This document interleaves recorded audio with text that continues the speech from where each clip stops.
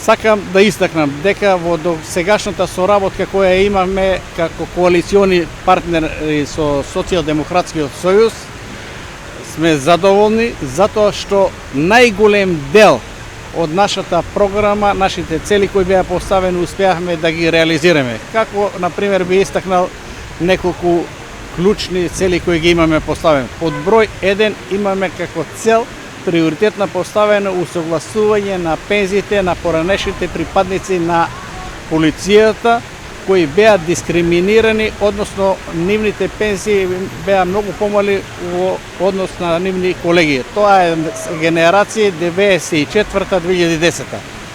Таа цел успеаме да реализираме благодарение на разбирањето кое ги имаме од поранешниот министер за внатрешни работи Оливер Спасовски, па и премиерот Зоран Заев. Исто така успеаме да ги усогласиме пензиите на дел од припадниците на армијата кои беа исто така дискриминирани, а заминале со 25 години стаж во период од 2005 до 2010. На социјален план, да не се повторувам, меѓутоа се направија историски преседани, например, околу социјалната помош. Знаете дека социјалната помош се зголеми за 300%.